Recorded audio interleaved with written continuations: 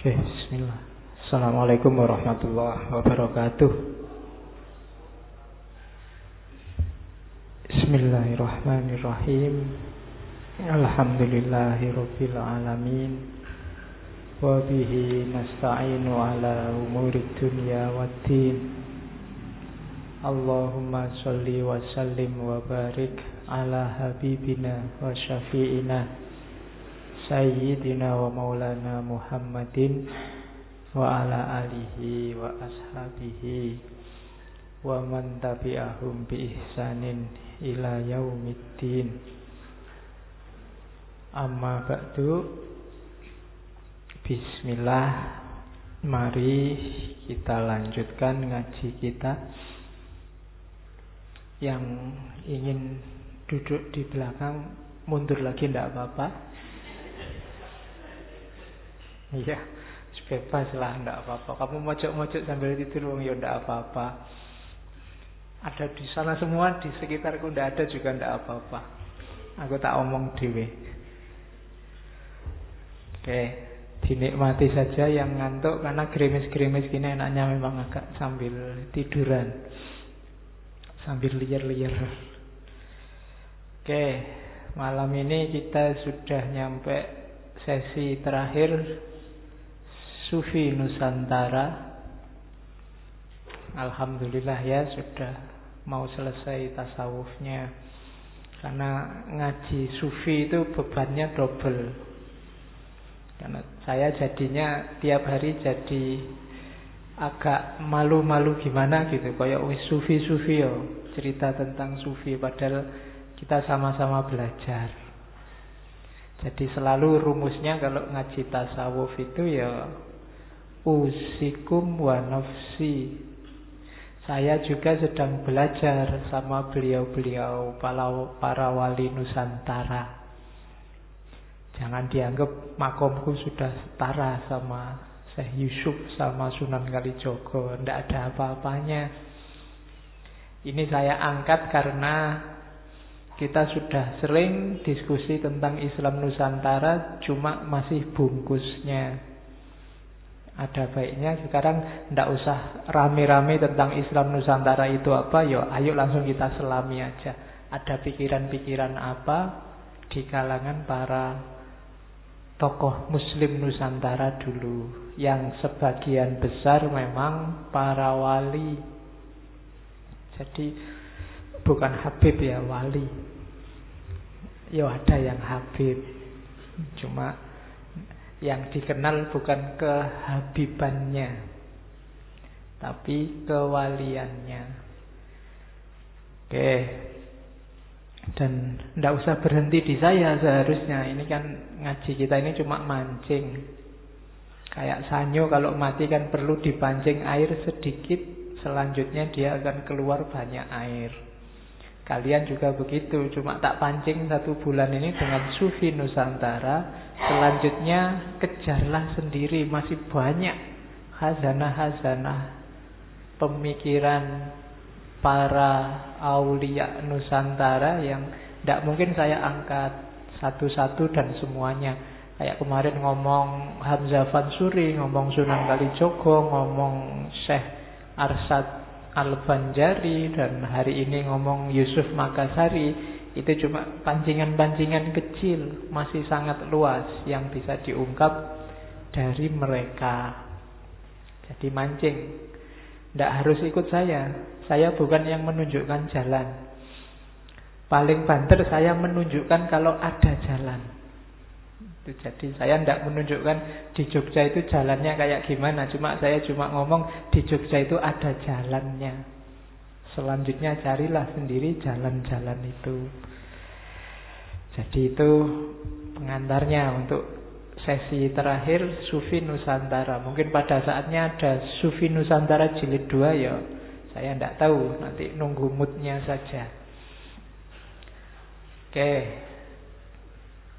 Bismillah, kita mulai ya. Syekh Yusuf Al-Makassari. Beliau ini hidupnya di awal abad 17. 1600 sekian. Dari namanya sudah bisa diidentifikasi kalau beliau ini dari Makassar, Sulawesi. Setelah kemarin kita dari Kalimantan, dari Jawa, dari Aceh. Sulawesi ini juga dikenal banyak wali di sana. Bagi yang suka touring, piknik, silahkan jalan-jalan ke Sulawesi. Di sana, kalau Jawa punya wali Songo, di sana punya wali Pitu. Ada 7 orang wali. Salah satunya Syekh Yusuf Makassari ini. Ya, makamnya ada 6 seingat saya. Cuma ya yang kamu bisa ziarahi di Makassar ada, di Banten ada, di Madura katanya juga ada, kemudian Sri Lanka, kemudian Afrika Selatan. Jadi makamnya banyak. Kalau orang Jawa sebenarnya menyebutnya bukan makam, tapi petilasan. Kalau makamnya sendiri setelah beliau meninggal di Afrika Selatan itu diambil lagi, sekitar 6 tahun kemudian dibawa ke Makassar. Itu jasadnya beliau. Tapi yang di beberapa tempat tadi itu petilasan-petilasan. Oke, itu Syekh Yusuf. Ayahnya misterius, ada kontroversi, perdebatan. Ada yang, kalau ibunya namanya Aminah, sama kayak Syekh Arsad ya. Ayahnya ada yang bilang juga namanya Abdullah. Kalau katanya Hamka ya namanya Abdullah. Cuma ada mitos bahwa Syekh Yusuf ini anaknya Nabi Khidir. Jadi suatu ketika ibunya ini menikah dengan laki-laki yang misterius, tidak dikenal, tapi ampuh dan alim. Sampai kemudian tidak ada lagi saat mengandung, sehingga orang menyebutnya ini jangan-jangan mungkin anaknya Nabi Khidir. Itu ya tidak tahu saya, saya tidak ikut-ikutan lihat zaman itu. Ceritanya begitu. Tapi masih satu keluarga dengan, masih kerabatnya Sultan Goa saat itu, yaitu Sultan Alauddin, yang nanti namanya jadi IAIN. Masih keluarganya Sultan, sehingga masa kecilnya hidup di istana. Cuma nanti beliau ini orang yang haus ilmu. Jadi setelah belajar di Goa saat itu, Goa Talo, kesultanan itu, terus beliau mengembara kemana-mana. Yang dicatat oleh sejarah, beliau sempat ke Banten, kemudian ke Aceh, berguru sama Syekh Nuruddin Arnaniri, yang dikenal sebagai rivalnya Syekh Hamzah Fansuri. Syekh Nuruddin Arnaniri ini kan salah seorang wali juga yang datang ke Aceh dari Gujarat, karena beliau mendengar di Nusantara, khususnya di Aceh, sedang berkembang faham sesat menurut beliau yang namanya Wahdatul Wujud. Dari situ terus beliau berangkatlah ke Aceh. Wali juga, karena dari Torekot Qadiriyah. Nanti Syekh Yusuf Makassari mendapat ijazah Torekot Qadiriyah dari Syekh Nuruddin Ar-Raniri. Setelah dari Aceh berangkat ke Yaman. Dari Yaman dapat ijazah 2 Torekot, Torekot Naqsabandiyah sama Torekot Ba'alawiyah. Dari Yaman berangkat ke Mekah sekaligus haji di sana dan cari ilmu. Nanti di Mekah beliau dapat ijazah Torekot Satariyah. Terus dari Mekah masih mengembara lagi cari ilmu sampai ke Suriah, Damaskus.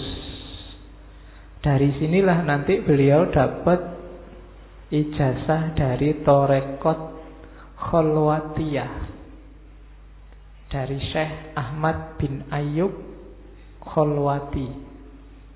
Dan dari Syekh Kholwatiyah ini yang nanti Syekh Yusuf dapat gelar Tajul Kholwati Hidayatullah. Dia jadi mursyidnya Thariqat Kholwatiyah, dan nanti yang disebarkan di Makassar di fase awal karirnya itu Thariqat Kholwatiyah ini.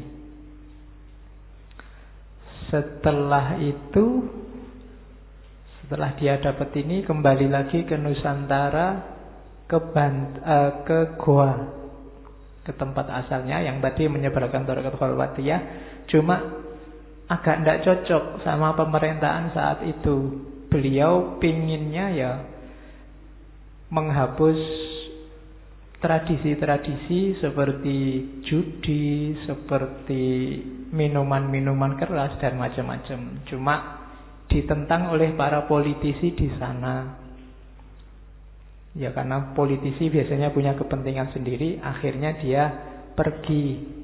Tidak ngamuk-ngamuk, tidak berontak. Dakwah tidak diterima, ya sudah. Yang penting sudah disampaikan. Urusan selanjutnya tanggung sendiri resikonya, kan gitu. Hari ini kan banyak yang dakwahnya sambil ngamuk-ngamuk. Kalau nggak diterima ya ngamuk. Padahal Syekh Yusuf ini kalau mau pengikutnya banyak, tapi dia lebih milih keluar dari Goa daripada dianggap ngerusak Goa, mengacaukan Goa dengan dakwahnya. Datanglah dia ke Banten, ketemu mantan sahabatnya dulu yang sekarang jadi sultan, namanya Sultan Ageng Tirtayasa gelarnya. Jadi guru besar di sana, mengajarkan agama, tasawuf, sampai nanti terjadi konflik antara Sultan Ageng ini dengan anaknya Sultan Haji. Sultan Haji didukung oleh Belanda. Jadilah nanti Syekh Yusuf ini membantu Sultan Ageng Tirtayasa perang melawan Belanda. Bahkan nanti sampai Sultan Ageng ditangkap oleh Belanda, beliau masih berjuang, masih gerilya. Dan dikenal dengan kanuragannya, makanya Banten itu sekarang kan terkenal kanuragannya, kekebalan, kesaktian, dan lain-lain. Itu antara lain warisan dari Syekh Yusuf Makassari, antara lain. Dan pada akhirnya ya beliau tertangkap juga oleh Belanda, dan oleh Belanda tertangkap tidak dieksekusi tapi dibuang ke Thailand, kalau sekarang Sri Lanka. Dan ketika dibuang inilah karya-karya tulisnya bermunculan, lahir. Jadi orang pinter itu kalau dibuang itu alhamdulillah, di penjara alhamdulillah. Hamka itu tidak bisa nulis tafsir Al-Azhar kalau dia tidak dipenjara. Makanya meskipun dipenjarakan oleh Soekarno, dia terima kasih sama Soekarno. Terima kasih sudah dipenjara sehingga bisa nulis tafsir Al-Azhar.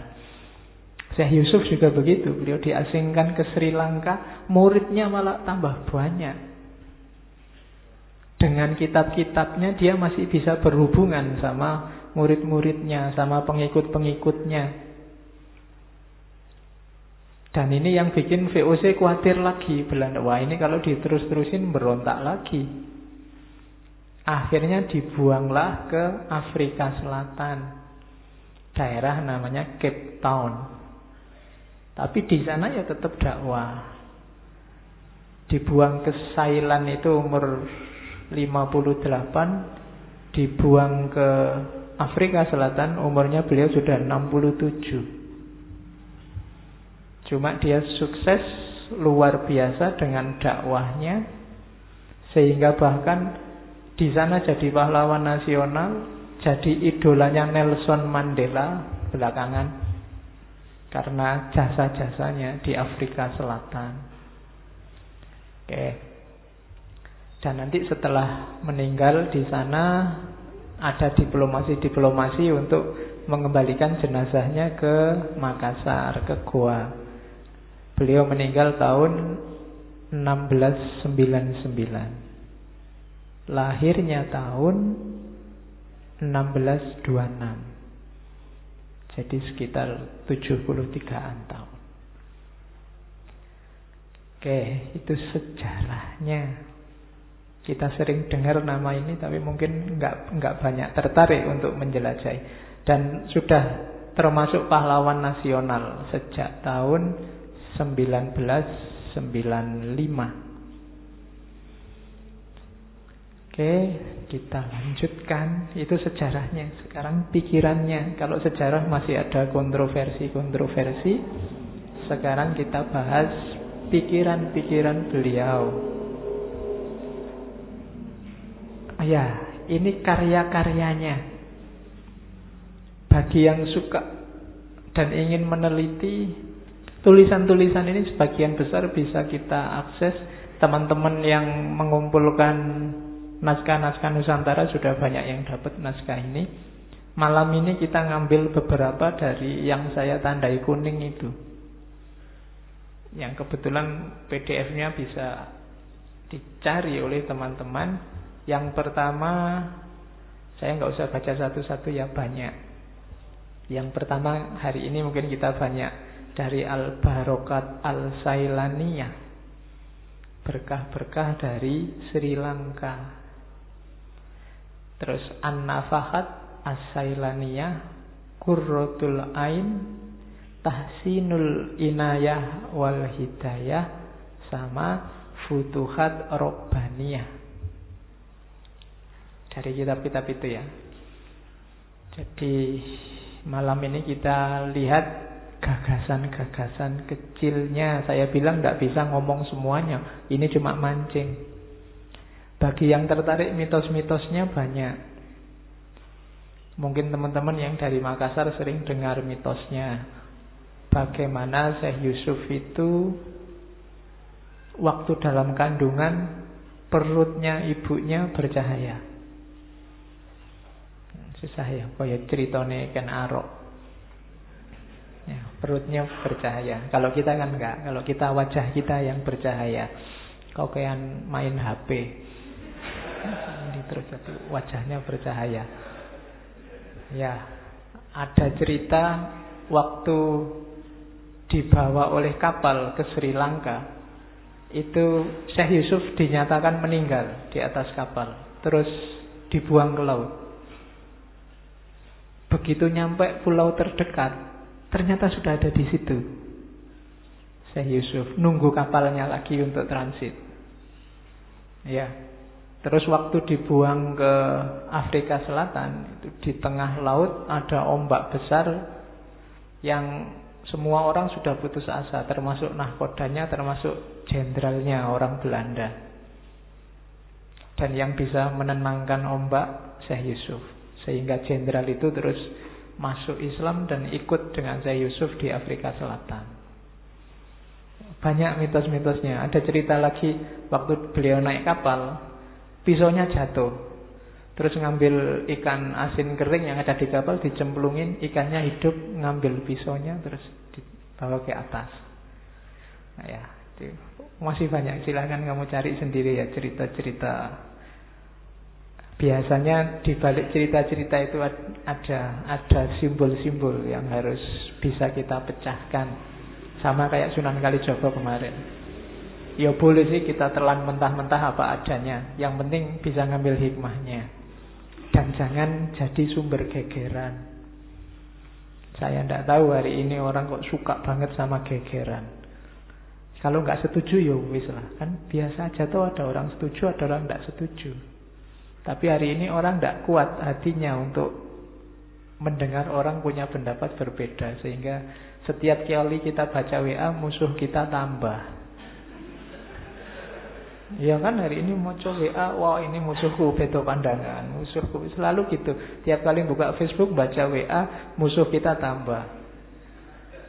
Ada yang sampai tiap hari kalau dia posting di Facebook, kok ada yang bantah, terus langsung di-remove, di-unfriend. berarti kamu bukan kelompokku. Kan ada yang kayak gitu. Jadi gara-gara itu sekarang kita punya banyak musuh. Oke, malam ini kita belajar dari Syekh Yusuf ya, tentang tasawufnya tentunya, karena beliau lebih dikenal sufi. Dan Syekh Yusuf ini sufi yang sunni dan moderat, agak mirip kayak Syekh Arsad. Tapi memang tekanannya tidak pada konsep-konsep sufi yang nazori, yang filosofis, yang jelimet, tapi tuntunan pada masyarakat. Di dalam pikiran-pikirannya ada sih bau-bau wahdatul wujud, tapi dia tidak akan eksplisit ngomong itu, mungkin khawatir pada umat. Mirip kayak Syekh Arsad kemarin. Jadi malam ini kita tidak ngomong sufi yang teoritis, filosofis, tapi sufi yang pragmatis, tasawuf amali. Sengaja saya ambil fase-fase awal ketika seorang mau masuk ke dunia torekot, dunia tasawuf. Karena Syekh Yusuf Makassari ini, selain yang saya sebutkan 5 torekot tadi, beliau juga menjelajahi 11 torekot yang lain. Jadi 5 tambah 11, 16 torekot. Jadi kalau sudah dapat ijazah 16 torekot ya tidak perlu diragukan lagi wawasannya. Kalau sekedar Rumi dan Ibnu Arabi mungkin sudah, ya kamu kan baru ngerti dikit-dikit Rumi dan Ibnu Arabi kan sok-sok gaya. Sidik-sidik ngomong wahdatul wujud, ngomong anak al-haq dan lain-lain. Ya, belum waktunya. Orang sekali Syekh Yusuf ini aja ndak kemenyek, apa kemenyek itu ndak sok. Ya kan? Hari ini kan orang senengannya kuwi. Ngerti dikit sudah posting, dibantah marah-marah. Kelakuan kita hari ini ya. Oke, bismillah. Kalau diringkas secara umum ya ini, ajaran-ajarannya Syekh Yusuf itu simpulnya ada 7. Jadi berislam yang benar itu ada di 7 kunci itu. Disitulah main fungsi kita sebagai Abdullah dan Khalifatullah. Yang pertama, ini sebenarnya setiap hari kita ngomong niat meluruskan iktikad. Iktikad itu tidak selalu yang diucapkan, tapi yang kamu kehendaki. Pinginmu itu membela agama apa menjatuhkan orang lain?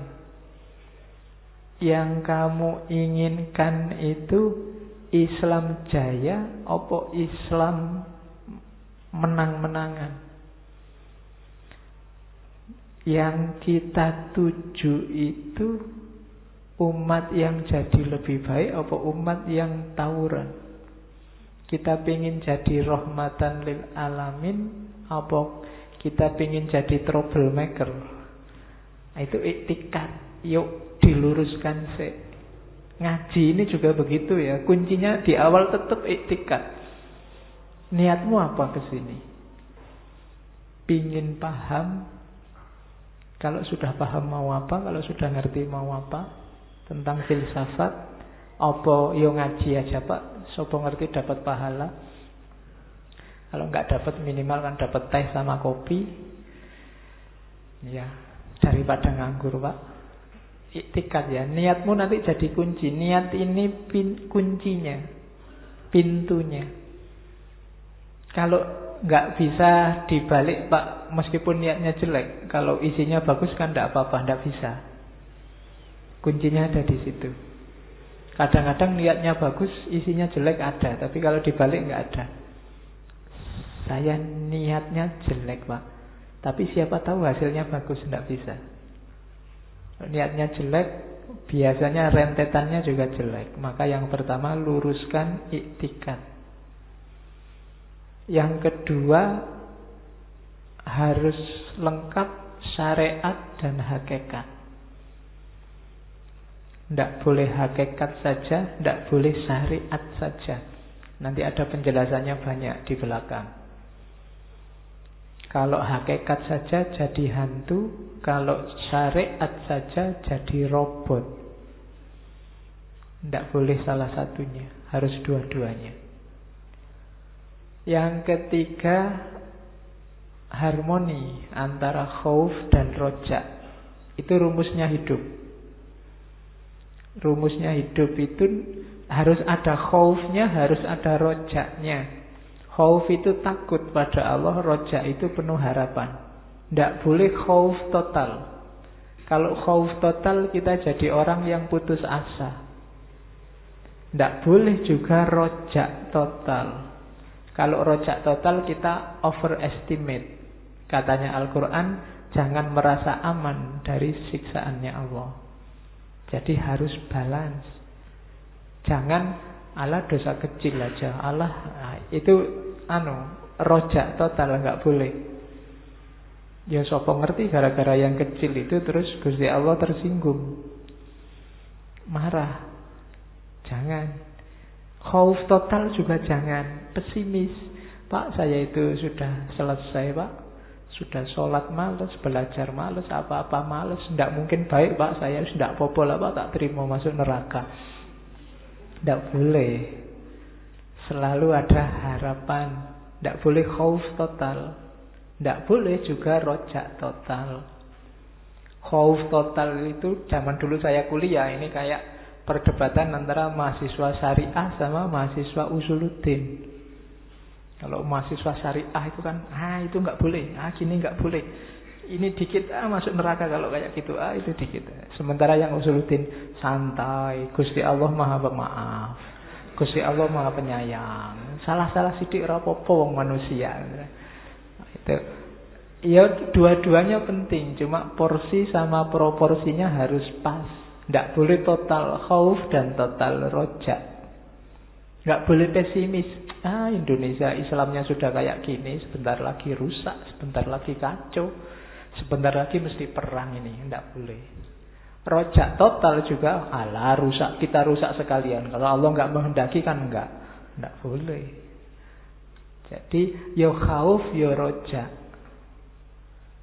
Oke, terus setelah itu, setelah lahir dan batinnya siap, husnul khuluq. Itu nanti yang dibahas oleh Syekh Yusuf Makassar.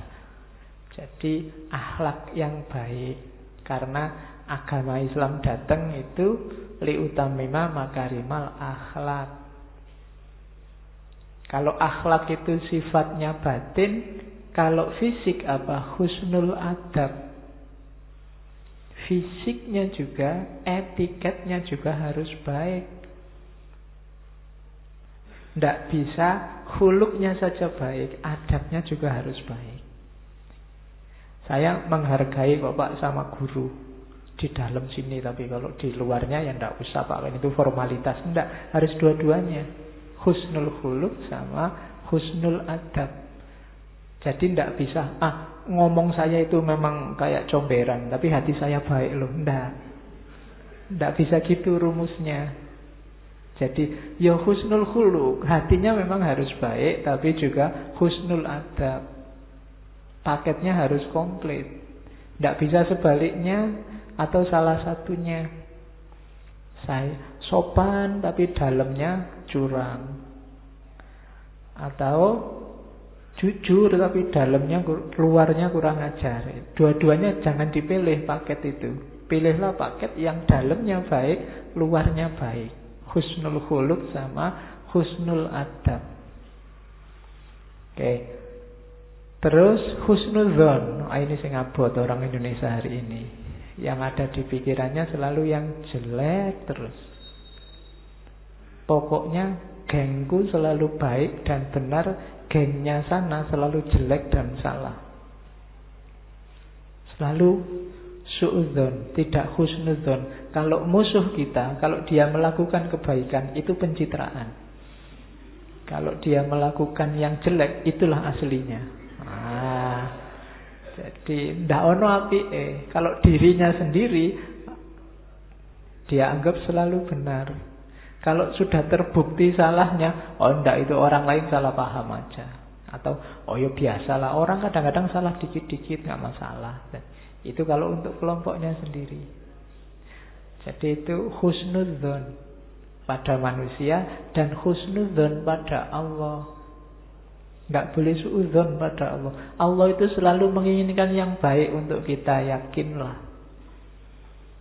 Jadi jangan khawatir, wah ini Allah murka ini sebentar lagi sama Indonesia. Nggak. Katanya Allah, ana inda dzoni abdi. Kalau kamu tiap hari ngundang-undang, nunggu-nunggu tak murkai, ya tak murkai beneran. Hancur ini Indonesia sebentar lagi. Nggak. Tergantung zonmu. Allah itu tidak mungkin tega kalau kamu sengsara. Kecuali kamu sengsarakan dirimu sendiri. Sudah dikasih fasilitas enak-enak, baik-baik, bagus-bagus, milih susah, ya karepmu. Jangan khawatir dan jangan takut, ini sebentar lagi Allah murka. Jadi husnudzon. Sefatal apapun situasinya, Allah bisa tiba-tiba ngasih ampunan. Bahkan ceritanya Nabi Yunus itu kan, Nabi Yunus sudah putus asa, umat itu tidak bisa ditandani lagi, sudah rusak total. Allah sudah ngasih isyarat, ini sebentar lagi tak kasih bencana ini umatmu. Dan sudah lari Nabi Yunus. Tapi terus mereka sadar, terus tiba-tiba tobat dan diterima oleh Allah. Nabi Yunus sudah jauh, dipanggil tidak mau kembali, dan dikasih ujian, dimakan oleh ikan hiu itu.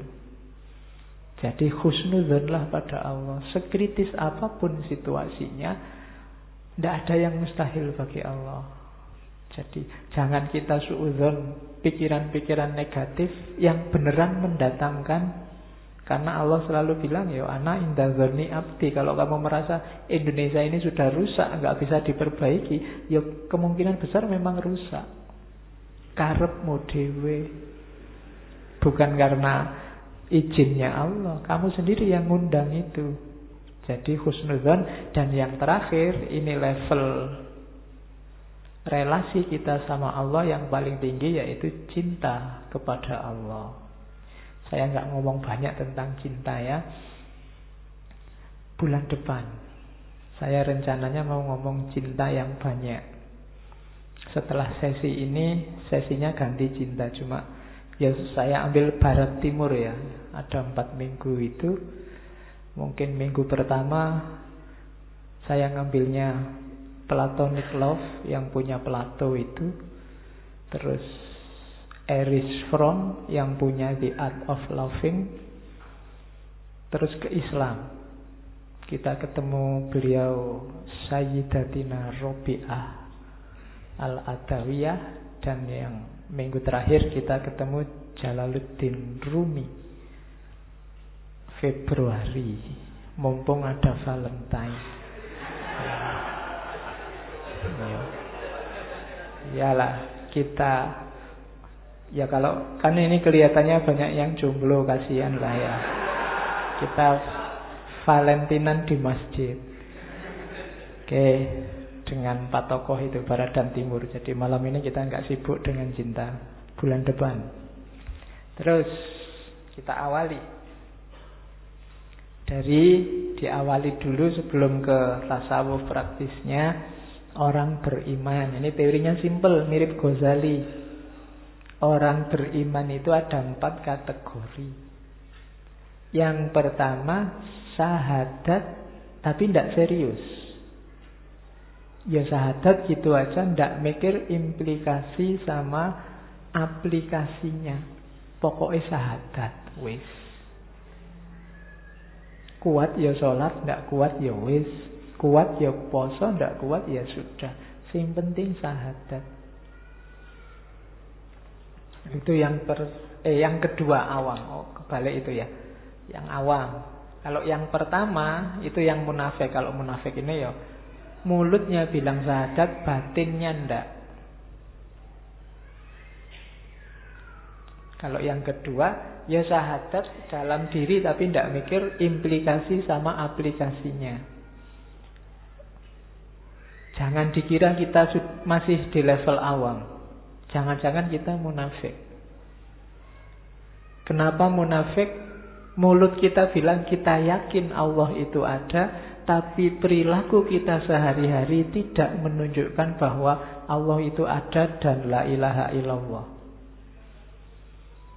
Masih banyak yang kita pertuhankan selain Allah. Berarti kita masih awam aja belum.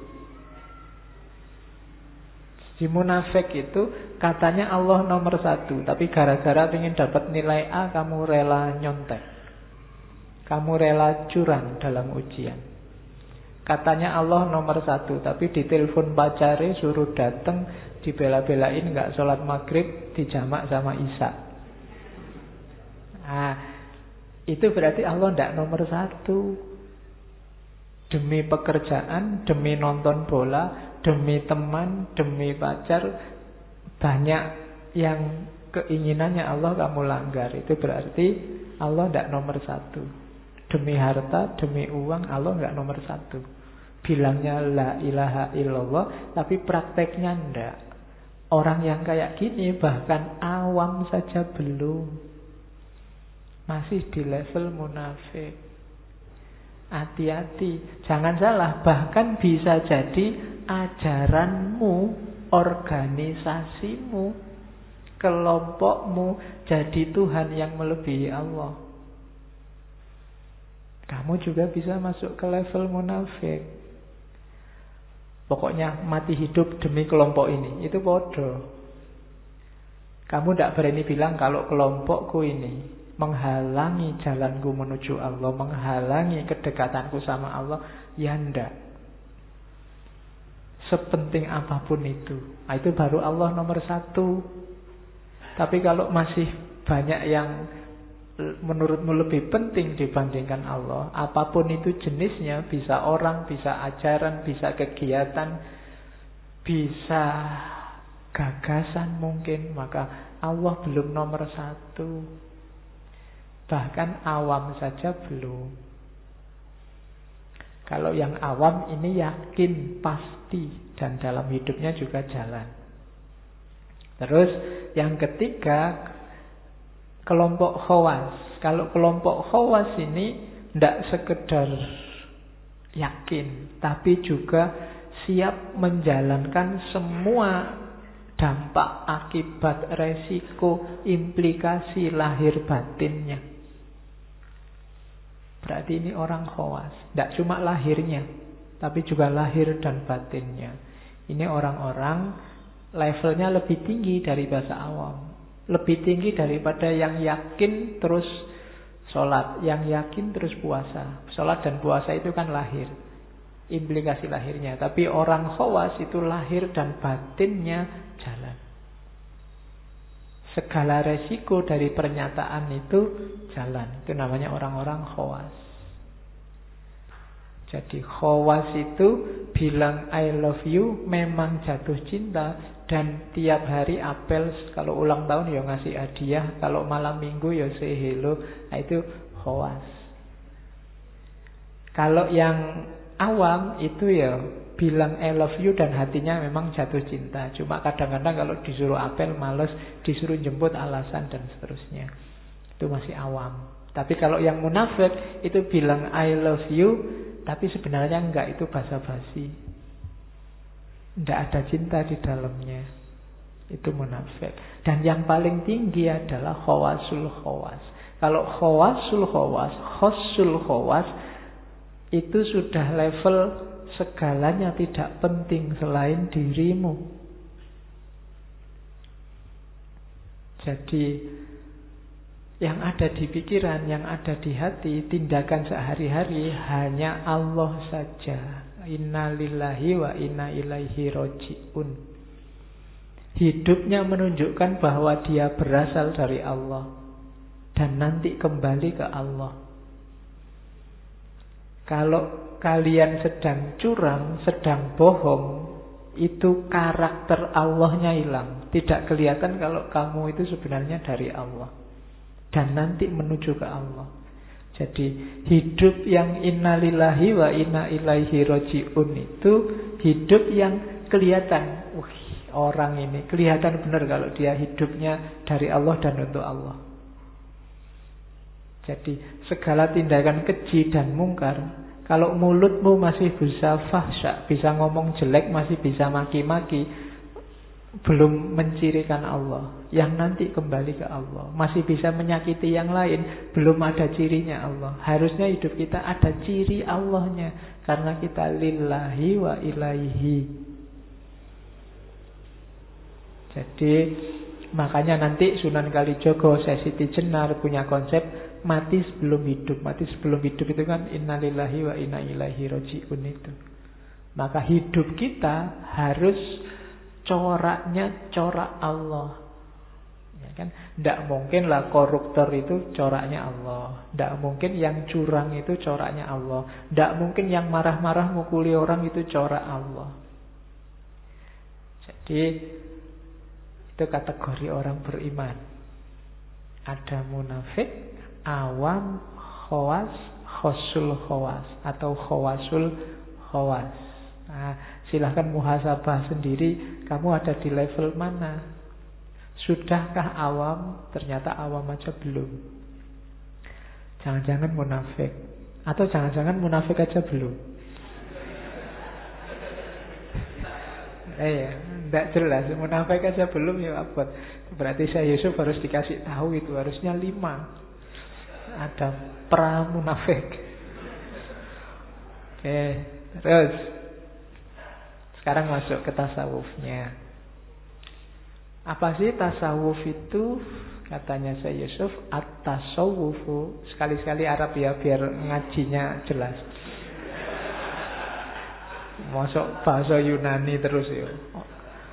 Jadi at-tasawufu huwa tajridul qasdi ilallahi ta'ala wa akhiruhu huwa at-takhalluq bi ahlakihi subhanahu wa ta'ala.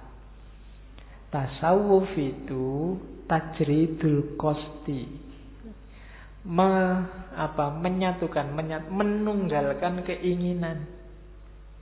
Bukan, kalau menyatukan kan kesannya dikumpulkan. Menunggalkan. Jadi tasawuf itu, kalau kamu sudah bisa semua keinginanmu tidak ada, satu-satunya keinginanmu hanya Allah, berarti kamu sufi. Jadi tasawuf itu tajridul qasdi ilallah. Yang kamu inginkan satu-satunya hanya Allah. Tajridul qasdi. Tidak ada yang lain.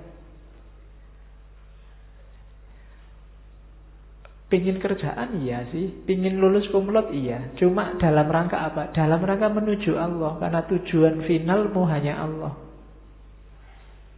Tidak ada yang lain. Jadi segala yang merintangi tujuanmu disingkirkan. Yang membantu tujuanmu jalan. Kalau dengan karirmu lancar, kedekatanmu sama Allah lebih terjamin, lancarkanlah karirmu. Demi semakin kamu dekat sama Allah. Tajridul qasdi. Dengan segera menikah kamu semakin dekat sama Allah. Menikahlah cepat-cepat. Nunggu apa lagi? Kan kerjaan sudah ada, apa-apa sudah mapan. Paling calonnya yang belum ada. Ya, boleh lah ya. Loh, tajridul qasdi itu maksudnya begitu. Jadi bukan kok terus anti dunia, enggak dunia-duniaan, pokoknya tiap hari ibadah. Enggak. Dunia jadikan kendaraan untuk mendekat ke Allah. Ngaji ini dunia. Dengan ngaji ini semoga kamu makin dekat sama Allah. Punya mobil semoga makin dekat sama Allah. Punya motor, dengan motor itu semakin dekat sama Allah. Kalau dengan mobil, dengan motor, dengan HP baru, dengan laptopmu yang baru semakin jauh sama Allah, ya berarti bukan tajridul qasdi. Ternyata Allah tidak satu-satunya tujuan. Gara-gara HP baru, sekarang males ngaji. Gara-gara laptop baru, sekarang males baca-baca. Tiap hari kerjaannya HP, tiap hari kerjaannya laptop. Nah berarti semakin jauh sama Allah. Sholatnya semakin ekspres, cepat ya. Ya, kalau kereta api kelasnya tidak lagi ekonomi, sudah kelas eksekutif, super eksekutif, cepat. Nah itu ya karena kesusu selak ke dunia kan. Kalau kamu sholatnya semakin cepat, itu alamat kamu tidak kerasan ketemu Allah. Loh iya kan, sholat itu kan kita sedang berhadapan-hadapan loh sama yang maha kuasa, sama beliau yang paling besar. Kok kita tidak kerasan? Itu kan Gusti Allah sedihnya luar biasa. Kamu nggak menikmati sholatmu, berarti kan kamu merasa nggak nyaman dalam sholatmu. Itu mesti Allah sedih itu. Waduh. Jadi kamu lebih kerasan pegang HP. Kamu pegang HP sekali pegang dari 100% baterai full sampai tinggal 5% kamu kuat.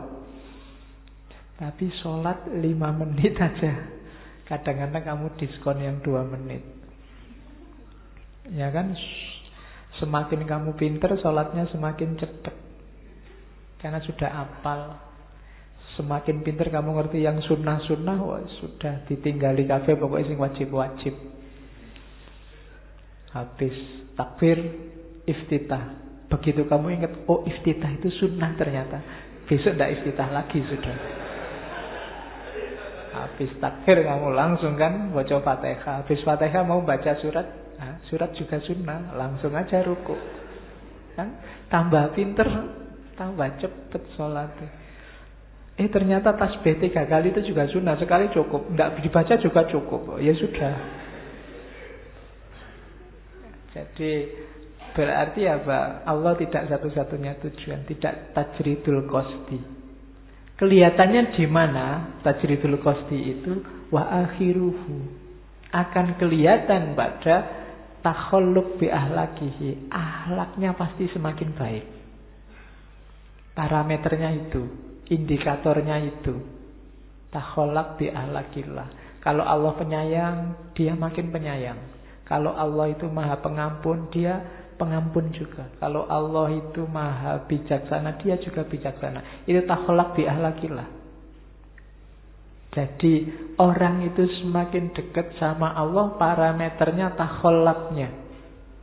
Bukan semakin kelihatan rakaat sholatnya banyak, tapi akhlaknya.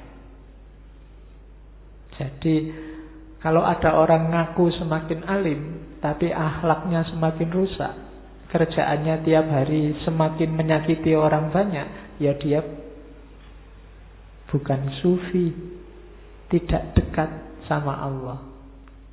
Jadi tajridul qasdi ilallah wa akhiruhu wa at-takhalluq bi ahlakihi. Terus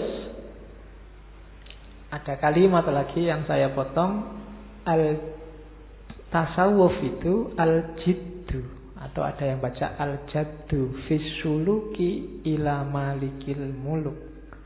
Sungguh-sungguh menempuh jalan menuju penguasa alam semesta. Itu sama kayak tajridul qasdi. Terus ada lagi awalut tasawufi ilmun wa awsatuhu amalun wa akhiruhu mauhibatun. Tasawuf itu awalnya ilmu, harus belajar dulu. Jangan nyufi dengan cara ngarang sendiri. Ya kan? Wah, saya ingin sufi Pak. Nanti malam saya mau sholat isya karena sekarang belum 12 rakaat biar makin dekat sama Allah. Tidak bisa. Isya pakemnya 4. Jadi awalnya harus ilmu. Jadi berniat jadi orang baik saja tidak cukup. Ingin semakin dekat ke Allah, niatmu sudah benar. Tapi kalau nggak ada ilmunya, mungkin maunya dekat, hasilnya malah semakin jauh. Jadi awaluhu ilmun. Makanya dalam dunia tasawuf dikenal istilah mursyid. Bersandar pada orang yang duluan jadi sufi. Bukan orang yang hanya belajar tasawuf. Mursyid itu kan orang yang sudah nyampe duluan. Jadi kalau ingin jelas rute ke Jakarta, lebih aman, ajaklah orang yang pernah ke Jakarta. Tidak sekedar lihat peta Jakarta. Itu gunanya mursyid. Jadi jangan jalan sendiri nanti kesasar. Jadi awalut tasawufi ilmun. Harus ngerti ilmunya dulu. Cuma wa ausatuhu amalun. Ilmu tidak ada gunanya kalau nggak diamalkan. Kita ngaji Sufi Nusantara 1 bulan penuh. Kamu dapat banyak sekali wawasan baru. Insya Allah banyak yang hilang juga. Kenapa? Tidak ada amal. Kalau nggak ada amal berarti tidak ada buahnya. Kalau nggak ada buahnya, tanaman itu sia-sia. Jadi makanya orang Jawa punya adagium, ilmu itu ngelmu, yang kelakone kanthi laku. Ada usaha pengamalannya.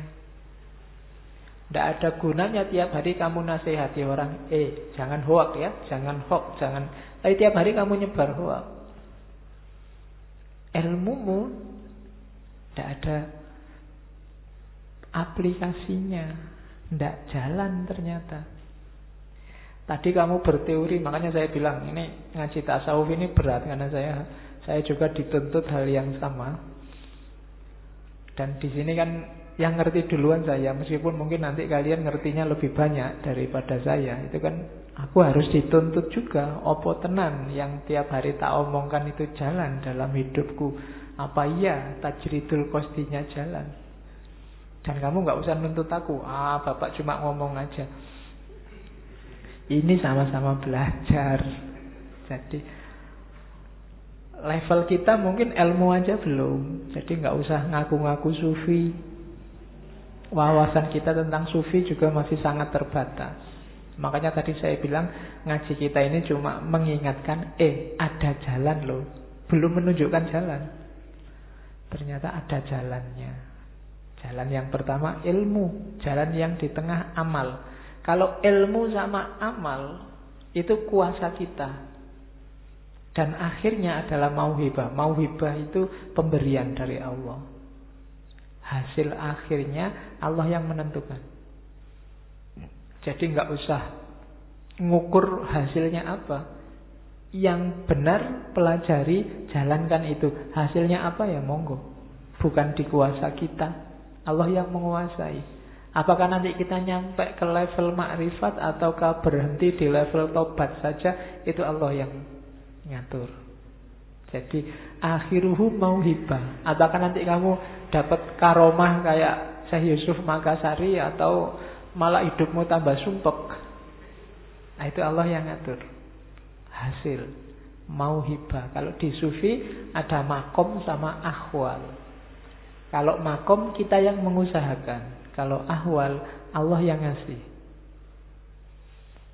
Jadi tasawuf itu setelah kita ngerti teorinya, makanya butuh mursyid, kita amalkan. Setelah kita amalkan, kita tawakal. Hasilnya terserah pada Allah.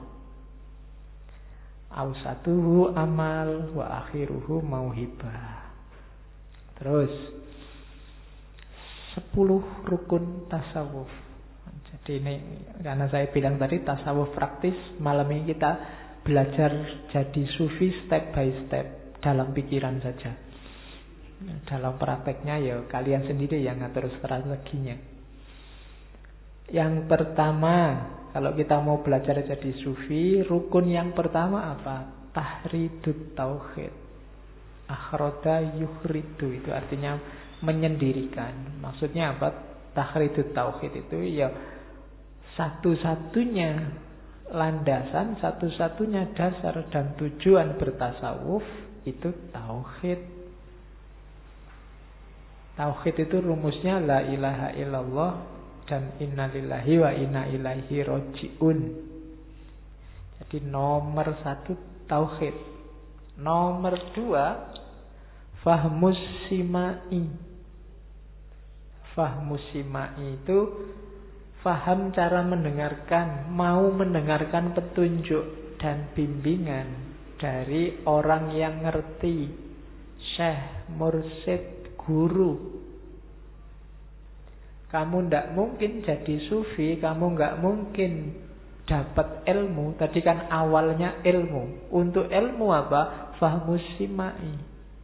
Ngerti cara mendengarkan dan mau mendengarkan. Hari ini banyak orang yang tidak mau mendengarkan atau tidak bisa mendengarkan. Kenapa tidak bisa mendengarkan? Karena telinga dan kepalanya sudah penuh. Apapun saja masuk, mental. Dia sudah menutup telinganya, menutup akalnya. Sudah selesai. Dia merasa, ya ini yang paling benar. Sudah finish. Nah itu berarti apa? Dia harus belajar fahmus simai, cara mendengar. Jadi, kalau kalian punya teman pendiam, tapi dia punya fahmus simai yang bagus, biasanya dia yang paling pintar dibandingkan yang cerewet. Ya, hati-hati dengan orang cerewet dan jangan jadi cerewet. Orang cerewet itu banyak omong, yang paling banyak omong mesti yang paling banyak salah. Dan biasanya sedikit atau banyak rahasia dirinya juga diketahui orang lain. Tapi orang yang pendiam itu dia ngerti rahasia semua teman-temannya, tapi temannya nggak ada yang tahu dia kayak gimana. Itu kalau perang kayak filosofinya Sun Tzu itu mesti menang. Karena ngerti kelemahan musuhnya, sementara musuhnya nggak tahu kelemahannya dia apa. Itu ilmunya apa? Fahmus simai. Pinterlah mendengarkan. Yang hari ini ngaji dapat paling banyak, itu yang paling pinter mendengarkan, bukan yang pinter ngomong. Yang pinter mendengarkan dapatnya lebih banyak. Dan jangan salah, sebagaimana kamu latihan baca, kamu juga harus latihan mendengarkan. Kenapa kalau ada dosen filsafat menjelaskan kamu tidak paham-paham? Jangan salahkan dosennya, karena kadang-kadang kamu juga teknik mendengarkannya nggak bagus. Mendengarkan juga ada teorinya, jangan salah, nggak cuma membaca. Oke, bahkan nanti sampai ke level simbolik. Jangan salah, simbol itu nggak cuma membaca simbol, tapi juga mendengarkan simbol. Kan banyak simbol yang dari suara. Kalau ada orang dehem, oh itu kan kamu juga harus bisa membaca. Ini maksudnya dehem apa ini? Kamu lewat, ada lawan jenis lewat, kok cakep terus itu kan juga isyarat. Kamu ceramah sudah 2 jam nggak selesai-selesai, jamaahmu sudah dehem semua. Sana dehem, sini dehem, situ dehem. Oh itu kalau kamu nggak peka simbol, itu kamu nggak peduli sudah. Ceramah terus, ngomong terus. Jamaahnya sudah demonstratif, angop di depanmu. Wah, kamu ya santai aja, pokoknya ngomong terus. Nah, itu berarti tidak peka simbol. Wong sudah ngantuk semua sudah dehem. Ya. Oke, kadang-kadang khutbah Jumat, jamaah sudah jam 12:30 lebih masih ngomong terus, jamaahnya sudah kelesat. Ini tidak selesai. Zaman saya dulu kuliah S1 filsafat, ada teman saya yang khutbah Jumat diinterupsi. Ya. Di IAIN zaman dulu ada 1-2 dosen yang kalau khutbah panjang sampai jam 1 kurang 1/4. Akhirnya kebetulan duduknya sebelahku karena orang filsafat itu aneh-aneh. Diinterupsi, angkat tangan, interupsi khotib. Kendel. Sambil duduk, ini jamnya sudah jam 1 kurang 1/4. Jamaahnya punya kepentingan macam-macam ini. Dan khotibnya wedi terus ditutup. Ya mungkin kaget dia, lagi enak-enak khutbah diinterupsi. Ya, jadi kalau kalian nggak berani mesti, tapi dia berani dan jasanya besar itu. Yang lain kan gelisah, sekarang tenang semua, khutbahnya ditutup. Jadi ini aja dipraktekin. Oke, terus yang ketiga, husnul isra. Harus baik dengan sesama. Itu bahasanya situ, memperbaiki silaturahim dalam pergaulan. Mu'asyarah. Tidak mungkin kamu jadi sufi kalau masyarakatmu gelisah oleh kehadiranmu. oleh perilakumu, oleh kata-katamu. Harus husnul muasyarah, husnul isra. Saya lupa ada hadis yang bunyinya, apa sih silaturahim itu? Silaturahim itu idkhalus surur fi qalbil ikhwan. Enggak sekedar saling ketemu, tapi juga apa? Memasukkan kegembiraan. Bikin temanmu senang. Itulah hakikat silaturahim. Ya ketemu sih ketemu, tapi ketemu dalam rangka caci maki, dalam rangka marah-marahan, itu bukan silaturahim. Kedatanganmu tidak bikin aku gembira, malah sumpek. Nah itu bukan silaturahim. Ya kan? Orang nagih utang misalnya, itu kan begitu datang, wah itu tidak bisa. Ini yang pertama silaturahim, itu mesti basa-basi, karena intinya nagih utang. Jadi silaturahim itu idkhalus surur. Kehadiranmu bikin orang senang. Nah, kalau bisa kayak gini, kamu punya bakat jadi sufi. Jangan ketika kamu datang orang malah sumpek. Datang ini dia kacau, ini mesti mending tidak usah datang aja tadi ya. Berarti kedatanganmu tidak silaturahim, tidak menyambung kasih sayang. Atau kamu datang apa enggak ada yang peduli, cuek.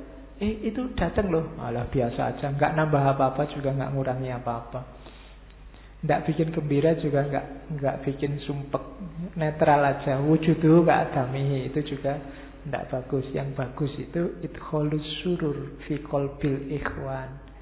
Jadi kedatanganmu bikin orang seneng. Dan pasti bukan demo, karena kalau demo itu kehadiranmu tidak bikin orang seneng, bikin orang khawatir. Jadi jangan bilang demo itu atas nama silaturahim.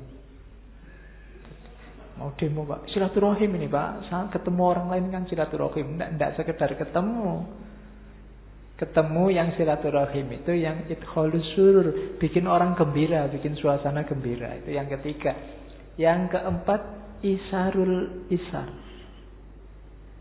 Mendahulukan kepentingan orang lain, tidak egois, tidak menang-menangan, tidak gembira di atas sumpeknya orang lain. Dia susah sedikit tidak apa-apa, ruwet sedikit tidak apa-apa, asal saudara-saudaranya gembira. Itu isarul isar. Kalau kalian punya mental kayak gini, ada bakat jadi sufi. Tapi kalau tiap hari kamu bikin kacau balau dunia, bikin sumpek orang lain, bikin tidak jelas segalanya, tidak isarul isar. Terus ini yang harus dibaca agak dalam, tarkul ikhtiar.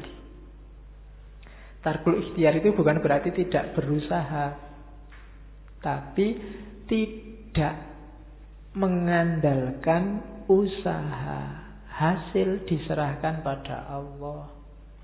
Jadi tidak bersandar pada ikhtiar sendiri, karena kita ini tidak punya daya, tidak punya kuasa. Yang punya daya dan kuasa hanya Allah. Lakukan saja paling maksimal yang kita bisa, hasilnya serahkan pada Allah. Jangan mengeluh, oh saya sudah kayak gini tapi hasilnya gini, berarti kita iktimat pada ikhtiar. Jangan iktimat pada ikhtiar. Saya sudah belajar loh Pak siang malam, nilainya kok masih jelek. Enggak, nilaimu enggak ada hubungannya sama belajar. Jangan iktimat pada ikhtiar. Saya sudah berniat baik, berusaha baik, kok masih disalahpahami Pak. Biar aja, tetap jadi orang baik, karena amalmu tidak bisa jadi sandaran. Yang bisa disandari cuma Allah. Sekarang banyak orang kecewa, banyak orang galau, banyak orang mengeluh karena dia bersandar pada amalnya, bersandar pada ikhtiarnya. Ketika ikhtiar itu gagal, dia mengeluh. Tidak, serahkan hasilnya pada Allah. Itu makna tarkul ikhtiar. Jadi kalau kamu sudah bekerja, berusaha tanpa mikir nanti imbalannya apa, kamu sudah masuk ke level ini. Tapi kalau masih hitung-hitungan, harusnya aku kerja sekian, hasilnya sekian, dapatnya sekian, nah itu berarti masih belum tarkul ikhtiar. Terus suratul wujud. Suratul wujud ini ya kepandaian membaca wijdan. Wijdan itu intuisi, suara hati. Orang-orang kalau ingin masuk ke level suratul wijdan ini, kalau pakai Ghazali syaratnya satu, hatinya harus bersih. Banyak orang bilang, tanyakan hatimu. Cuma sebelum kamu tanya pada hatimu, pastikan dulu hatimu bersih. Kalau hatimu rusuh, mbok kamu tanya pada hatimu, hasilnya ya tetap rusuh. Kalau hatimu kotor, ya kalau kamu tanya, jawabannya juga kotor. Maka ya benar memang tanyakan hatimu, tapi pastikan dulu hatimu jernih. Sehingga kamu bisa suratul wujud, bisa mendengarkan suara hati. Batinmu jernih. Tapi kalau masih banyak dosa, katanya Ghazali kan, dosa 1, kotoran 1. Dosa 2, kotoran 2. Semakin banyak dosa, ya semakin gelap. Dosanya nggak dibersih-bersihkan, karatan di situ. Kalau sudah karatan, membersihkannya susah. Karena dia kalau bahasa filsafatnya jadi habit. Jadi kebiasaan. Kalau sudah biasa marah-marah, ndak marah itu ndak enak. Ngomong biasa aja rasanya kayak marah. Kenapa? Habitnya begitu. Kalau sudah dibiasakan suudzon, mikir benar itu lahirnya juga suudzon. Kenapa? Karena memang kotoran suudzonnya banyak di batinnya. Ketika minta fatwa ke hatinya, keluarnya juga suudzon. Jadi fatwa hatinya juga fatwa tentang suudzon. Maka suratul wujudnya tidak jalan. Jadi bersihkan dulu batinnya, baru bisa mendengarkan suara hati. Suara hati tidak akan menipu, ya. Dia pasti jujur. Kalau isinya jelek, keluarnya juga jelek. Kalau isinya bagus, keluarnya bagus. Dan nggak ada yang bilang kalau sudah tanya ke hati terus hasilnya mesti apik. Nggak ada yang bilang begitu. Oke, jadi bersihkan dulu hatimu. Kalau hatimu belum bersih, ya sementara pakai akalnya dulu. Kalau akalnya juga nggak bersih, ya kamu cari guru yang bisa membersihkan. Cari mursyid, cari ustadz yang bisa kamu mintai fatwa. Ya, fatwa untuk dirimu aja.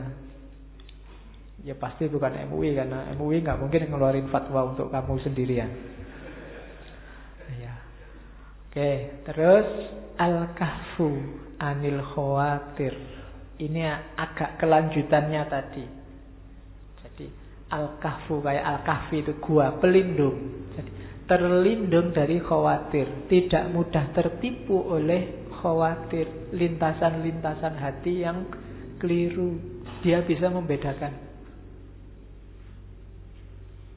Batin kita kalau tidak bersih itu kan kadang-kadang yang jelek dibunyikan benar. Biasa anak muda, kayak gitu dikit tidak apa-apa lah. Nanti tobat kalau sudah tua, itu khawatir namanya. Orang yang bisa terjaga dari kayak gini, tidak mudah ketipu oleh khawatir-khawatir yang tidak jelas, itu dia punya karakter sufi. Jadi al-kahfu anil khawatir. Kita kan sering menjustifikasi yang keliru jadi benar karena kecenderungan hati kita. Kita tahu teman kita salah, tapi karena teman ya harus dibela jadi benar dan dicari-cariin dalil. Itu khawatir. Jadi suara-suara jelek dalam diri. Kan kalau film kartun itu biasanya kan ada ilustrasinya. Yang sini bisi bagus, putih, sini bisi jelek, hitam, terus tawuran di situ. Itu khawatir. Orang yang bisa menguasai bisikan-bisikan ini bisa selalu, oh ini dari Allah, oh ini bisikan jelek dari setan. Kayak ceritanya Syekh Abdul Qadir Jailani itu kan. Sedang asik-asiknya sholat malam, ibadah, tiba-tiba ada suara, hei Abdul Qadir Jailani, engkau sudah wali yang paling tinggi, maka sekarang tidak usah capek-capek lagi sholat, tidak usah capek-capek lagi ibadah. Ya karena yang digoda Syekh Abdul Qadir Jailani, ya dia bisa langsung bantah, wahai setan, pergilah. Tidak mungkin Allah nyuruh kayak gitu. Saya nggak bayangkan kalau kalian lagi sholat berdoa terus ada suara, kamu kekasihku sekarang, tidak perlu lagi guys. Oke ya, jadi kafu anil khawatir. Kemudian kasrotus safar, banyak piknik. Ya, ini zaman dulu karena Syekh Yusuf sendiri kan dia melanglang buana kemana-mana. Mungkin kalau hari ini piknik itu bisa kalau nggak punya modal ya. Ya, bisa kamu atasi dengan banyak baca, banyak nyari ilmu, banyak lihat-lihat, mungkin Google, lihat-lihat dunia sana-sana pakai Google kan sekarang bisa. Fakta biru ya ulil absornya pakai Google, tidak masalah lah. Oh ya tidak, sekarang mahal deh kamu. Kalau kamu melakukan perjalanan kalau kayak Syekh Yusuf itu modalnya besar. Dari Makassar ke Banten, dari Banten ke Aceh, dari Aceh ke Yaman, dari Yaman ke Mekah, dari Mekah ke Syria. Wah, itu saya tidak tahu maskapainya apa saja yang ditempuh zaman itu, mahal. Tapi yang jelas jangan seperti kata dalam tempurung, harus kasrotus safar. Kasrotus safar itu manfaatnya banyak. Kamu jadi ngerti bahwa ternyata saya itu kecil, ternyata banyak orang lebih pintar dari aku, ternyata banyak ilmu-ilmu baru yang aku tidak tahu. Kasrotus safar bikin kita terbuka wawasannya. Orang yang kurang piknik itu pendapatnya jadi terbatas dan sempit. Makanya sekarang kan banyak sindiran, kamu kurang piknik bro. Ya, jadi kamu tidak gaul, tidak update. Jadi kasrotus safar, baca ibroh di mana-mana. Terus dua yang terakhir, tarkul iktisab dan tahrimul ittihar. Ini sama kayak tadi tarkul ikhtiar. Jadi kalau tarkul iktisab itu tidak bersandar pada amaliyah lahir, sementara tahrimul ittihar itu amaliyah batin. Batin pun sandarkan pada Allah. Amal batin itu misalnya saya sudah sabar, lupa, itu kan amaliyah batin. Saya sudah ngalah, lupa, itu amaliyah batin. Hasilnya juga pasrahkan pada Allah. Jangan diwajibkan, saya sabar harusnya akhirnya menang. Menang dan tidak urusannya Allah, tugas kita cuma sabar. Saya sudah sholat malam, hasilnya harusnya kemuliaan. Sholat malam di tangan kita, tapi kemuliaan di tangan Allah. Itu tahrimul ittihar. Kalau tarkul iktisab kayak tarkul ikhtiar tadi. Jangan bersandar pada amal. Yang tarkul iktisab amaliyah lahir, yang tahrimul ittihar amaliyah batinnya. Itu 10 rukun tasawuf.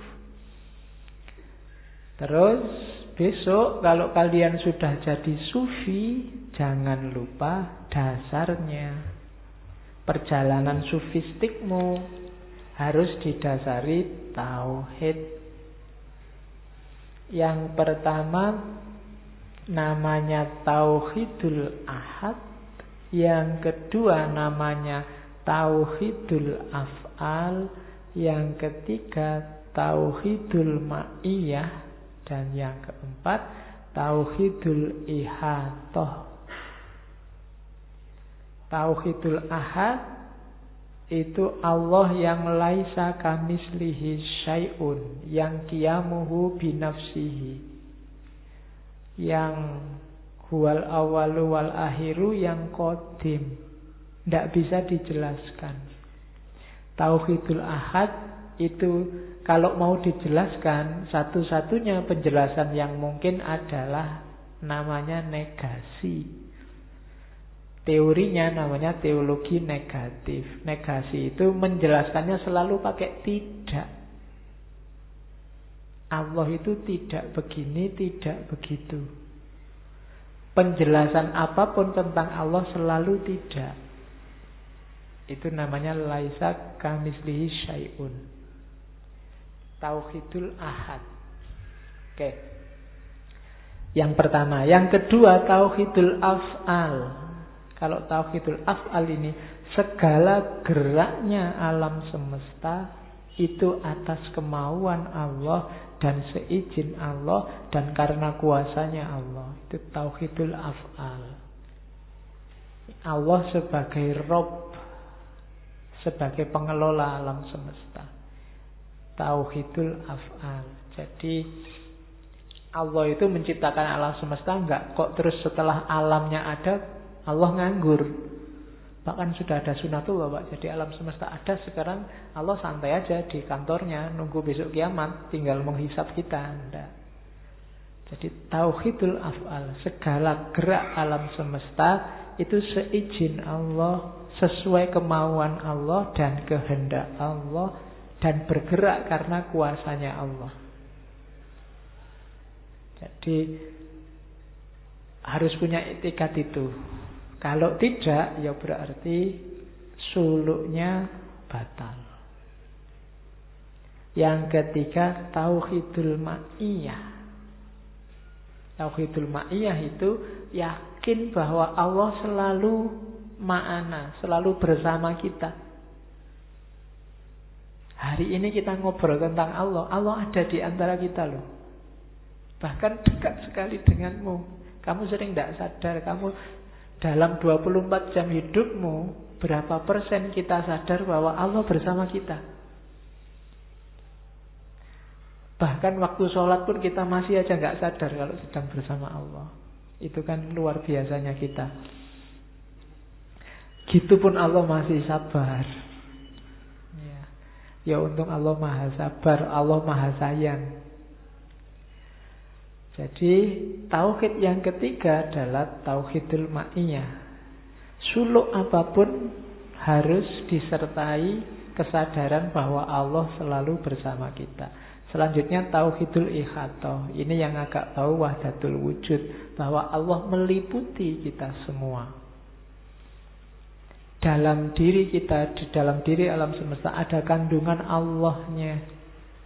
Tidak sekedar bersama, tapi kita ini ada di dalam Allah. Kalau Allah itu lingkaran besar, alam semesta termasuk kita itu lingkaran-lingkaran kecil di dalam Allah. Itu namanya tauhidul ihatah. Jadi dasarnya suluk ini, biar enggak sesat, biar enggak salah jalan, harus didasari oleh tauhid.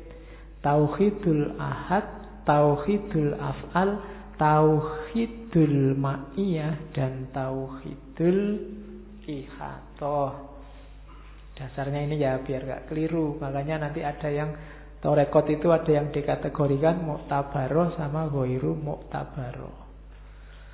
Mungkin yang melenceng-melenceng, keterlaluan, ekstrim itu dianggap ghairu mu'tabaroh. Sebaiknya dihindari. Cari yang jelas. Oke. Nah, kalau sudah dasarnya kuat, ayo kita masuk sekarang ke dunia sufi.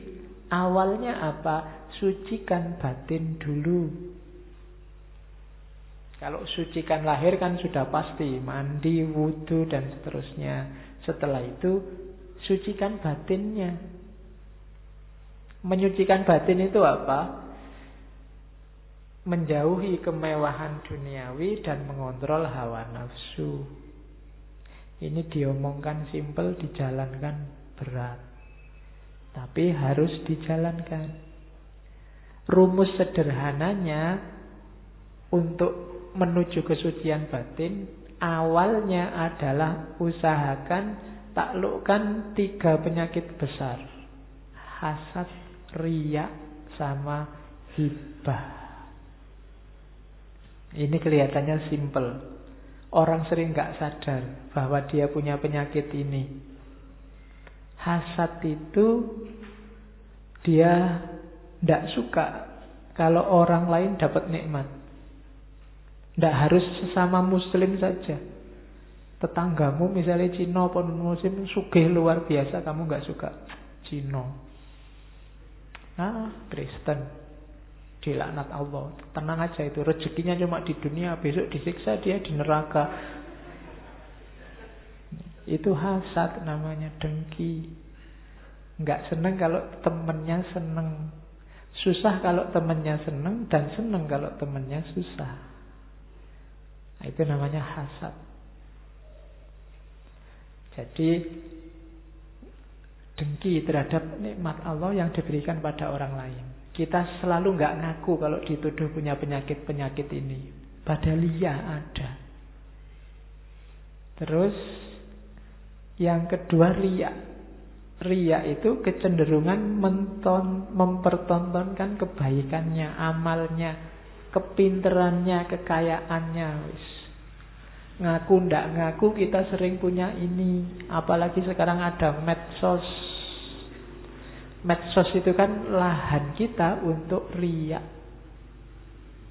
Dan di grup kita, medsos itu media untuk dengki pada yang di luar grup. Ya kan?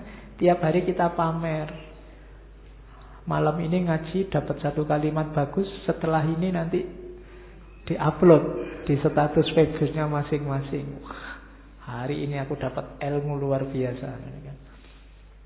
Ya, yaitu lagi-lagi tadi yang paling awal, iktikadnya apa?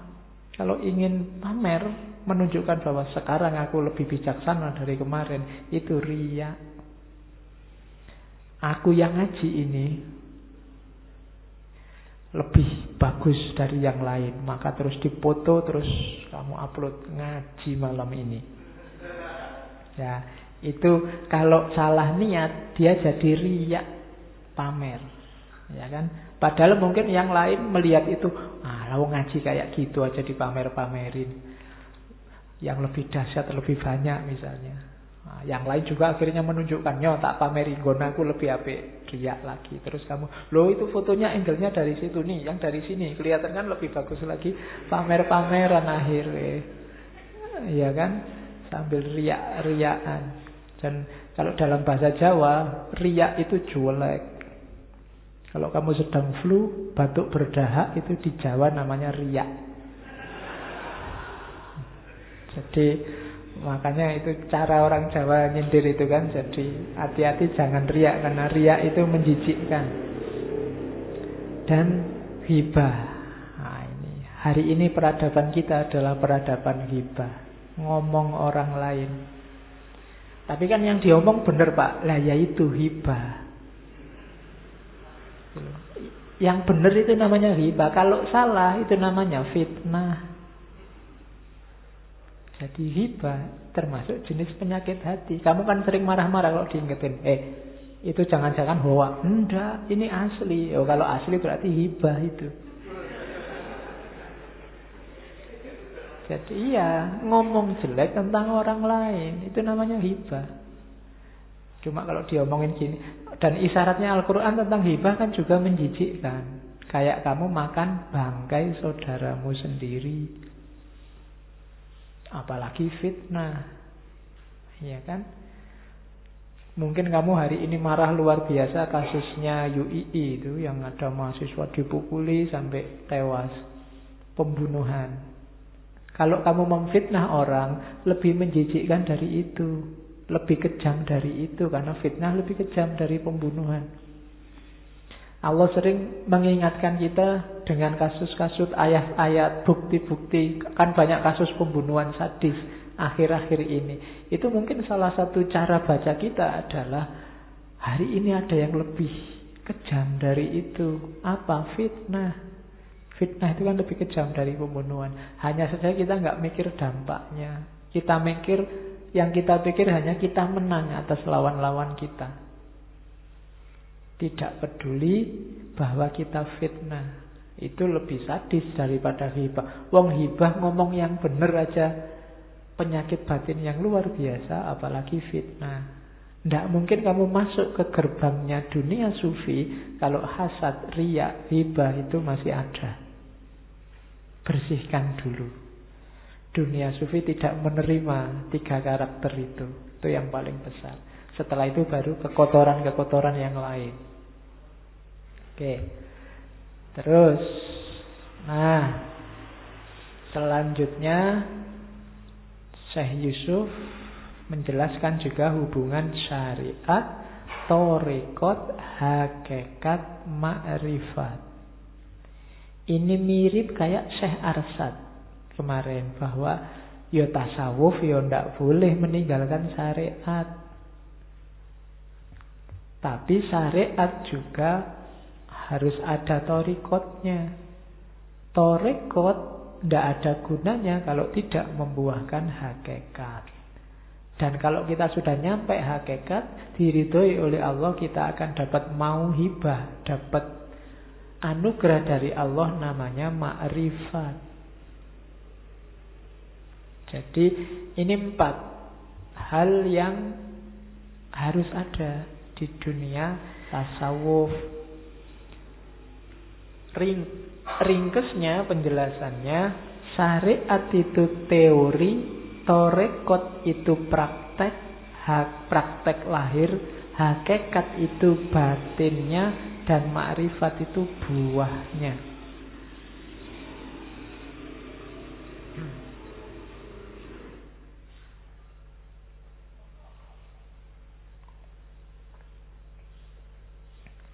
Jadi orang Islam, makanya tadi kenapa awalnya ilmu, karena harus masuk lewat syariat. Nggak boleh ngarang sendiri. Jadi syariat itu teorinya, ilmunya. Cuma ilmu tidak ada gunanya kalau tidak dilaksanakan, tidak dipraktekkan, tidak ada amal. Amal itu namanya thariqah. Cuma thariqah juga manfaatnya tidak puncak kalau tidak batinnya ikut main. Itulah hakikat namanya. Jadi hakikat itu batinnya, thariqah itu lahirnya. Harus ada dua-duanya. Dan biar tidak keliru, harus didasari oleh syariat. Sholat kita yang cuma jungkir balik kayak olahraga, itu berarti ya benar secara thariqat, tapi kehilangan hakikat. Itu yang bikin orang rajin sholat tapi korupsi ya rajin. Kamu ya sholat tahajud, tapi ya sok-sok download film gituan. Lu thariqatmu bener, cuma nggak nemu hakikat. Kan Al-Quran bilang, barang siapa sholatnya bener, inna sholata tanha anil fasya' wal munkar. Kalau fasya' wal munkarnya masih rajin, sholatnya juga rajin, itu bukan berarti terus jangan-jangan sholatnya nggak keliru, nggak ada gunanya. Enggak, sholatnya bener, cuma nggak masuk ke ranah hakikat. Kurang tinggi levelnya, kehilangan batinnya. Padahal Allah nyuruh apa saja, itu pasti ada nilai batinnya, nilai hakikinya. Kalau hanya syariat sama thariqat, ibadah itu lahirnya kayak olahraga. Ya kamu sholat malam, kamu tahajud, kamu sholat duha, kamu ini kayak olahraga cuma gerak badan, tidak ketemu rahasianya. Hakikat itu rahasianya. Ketika sholat membikin kamu, dengan sholat ini batinku tentram, tidak butuh lagi perbuatan faksya wal mungkar, semakin dekat sama Allah, itulah hakikat. Tapi kalau sholatmu nggak ada rasanya sama sekali, dan sholatmu tidak bikin kamu tercegah dari faksya wal mungkar, ya berarti belum ketemu hakikat. Batinnya tidak ikut sholat, yang sholat cuma lahirnya. Batinnya tidak ikut puasa, yang puasa cuma lahirnya. Batinnya tidak ikut haji, yang haji cuma lahirnya. Haji bolak-balik, umroh bolak-balik, tetap batinnya masih tidak berubah. Haji itu kan pelajaran luar biasa untuk egalitarianisme, meninggalkan dunia demi akhirat. Kalau ada orang sudah haji kok masih kedunyan, bahasa Jawa ini kan kedunyan. Kedunyan itu orientasinya masih dunia, yang diberati masih dunia, berarti hajinya masih hanya formalitas. Nah itu berarti apa? Belum ketemu hakikat. Harus masuk ke hakikat. Kalau syariat, tarekat, hakikat lengkap dan Allah meridhoi, Allah akan ngasih kita akhwal, namanya makrifat. Makrifat itu bahasa letternya pengetahuan, yang oleh teman-teman dari tradisi Sufisme Syiah disebut irfan. Jadi Allah akan menganugerahi kita tentang wawasan, kedalaman, kebenaran, rahasia kehidupan. Itu namanya makrifat. Musyahadah, mukasyafah. Terbukalah sekarang. Oh, ternyata hidup ini kayak gini toh. Itu namanya orang makrifat. Bahasa Jawanya orang yang ngerti, sadar akan sangkan paraning dumadi. Hidup ini dari mana dan mau kemana. Itu levelnya makrifat namanya. Oke, itu saya potong-potongkan sedikit-sedikit. Misalnya dari An-Nafahat As-Sailainiyah tadi. Syariat itu jalan terang, jalan yang baik. Syariat itu ajaran Islam. Jangan lupa syariat itu maknanya pasti jatuhnya pada etika dan moralitas, akhlak. Kalau ada syariat kok jatuhnya kerusakan, pasti itu pasti ada yang keliru. Kalau ada syariat jatuhnya kok kehancuran moralitas, pasti ada yang keliru. Syariat ketemunya pasti moralitas. Syariat itu bikin orang tunduk, merasakan kekecilan dirinya di hadapan Allah. Kalau gara-gara syariat orang merasa besar dan merasa dirinya penting, merasa dirinya benar, berarti dia kehilangan esensi awal syariat, rasa tunduk. Jadi orang beriman itu ketika berhadapan dengan syariat itu kan sami'na wa ata'na, mulutnya, batinnya apa? Tunduk. Ya tunduk, ya tunduk. Kalau semakin gara-gara syariat ke orang hidupnya tidak tunduk, gara-gara syariat ke orang malah ndangak, apa ndangak itu? Iyalah, pokoknya ndangak lah bahasa Jawa nih. Gara-gara syariat kok dia malah merasa besar, menengadah, ada yang salah dari pemahamannya atas syariat. Oke. Dan biasanya katanya Syekh Yusuf, syariat itu bisa jalan ketika mumayyiz. Mumayyiz itu tidak pertama-tama orang bisa mikir, tapi biasanya orang sudah ngerti seneng dan ngerti kecewa, ngerti susah dan ngerti sedih. Ya awalnya kan nanti syariat itu diajarkan oleh orang tua. Tapi syariat ini operatif kalau orang sudah merasa hidup ini tidak boleh ngawur, harus ada pedomannya. Nah itu dalam agama biasanya namanya mumayyiz, balik. Orang Jawa biasanya simbolnya gampang, sudah sunat apa belum. Saya tidak tahu di sini ada yang belum sunat apa enggak. Ya kapan-kapan lah. Yang belum sunat, kalau ada santri yang ngaji filsafat belum sunat, daftar aja ke takmir, kita bikin sunatan masal bareng-bareng. Oke, setelah syariat ada torekot. Torekot ini yang disebut tadi aplikasi dari syariat. Ada 3 gaya aplikasi syariat. Ada gaya akhyar, ada gaya mujahadah asyaqqa, dan ada gaya ahlul dzikir. Gaya akhyar ini, akhyar itu orang-orang pilihan, orang-orang terbaik. Ya cirinya gampang, rajin sholat, rajin puasa, rajin ngaji, ndak eman hartanya untuk umroh, untuk naik haji, untuk jihad. Ini level akhyar. Awam biasanya ada di level ini, awam yang serius. Makanya bolak-balik saya bilang, jangan-jangan kita awam aja belum. Di atas itu ada mujahadatus syaqqa. orang yang makna letternya mujahadah, berjuang melawan kesulitan. Tidak sekedar menjalankan yang diperintahkan, tapi juga menaklukkan dirinya sendiri, sehingga sholatnya, puasanya, zakatnya nggak sekedar olahraga, nggak sekedar permainan fisik, batinnya juga ikut main. Nah, itu mujahadatus syaqah. Yang ketiga, ahlu dzikir. Kalau ahlu dzikir ini orang yang sudah hanya Allah satu-satunya, orang yang kasyaf. Itu ahlu dzikir.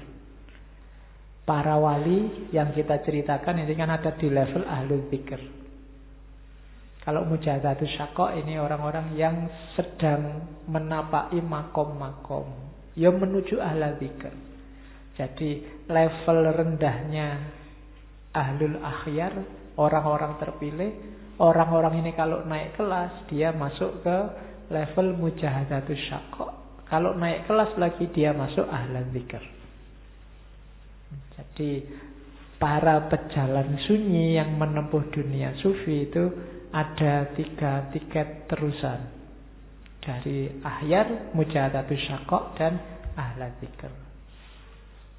Setelah itu baru hakikat. Hakikat ini wilayahnya ada di kolab batin, hati. Jadi ada di makna dalam. Syariat torekot tadi aktivitas fisiknya, hakikat ini makna dalamnya tadi. Itu narasi-narasi dari kitabnya tadi. Hati itu unsur utama. Ibaratnya air dalam bejana, air di dalam wadah. Kalau orang kafir, wadahnya terbalik. Jadi ya tidak bisa dimasuki hikmah, tidak bisa dimasuki cahayanya Allah. Seandainya dia sholat, ya sholatnya nggak ada nilainya. Ada orang munafik. Orang munafik itu kalau kayak orang yang wadahnya pecah. Jadi sholat sih mungkin, tapi airnya merembes keluar, tidak ngefek dalam hidupnya. Tiwas capek-capek diisi air, airnya merembes keluar. Itu orang munafik. Kemudian orang beriman. Ya, orang beriman ini ya yang wadahnya masih utuh, bisa menampung apa saja. Ibadah-ibadah lahir batin bisa ditampung di situ semua. Ini untuk hakikat batinnya. Ini kalimat yang terkenal dari Syekh Yusuf Makassar. Kullu syari'atin bila haqiqah batilah, wa kullu haqiqatin bila syari'atin atilah. Setiap syariat tanpa hakikat itu batilah. Jadi aktivitas fisik saja tanpa batin itu batal.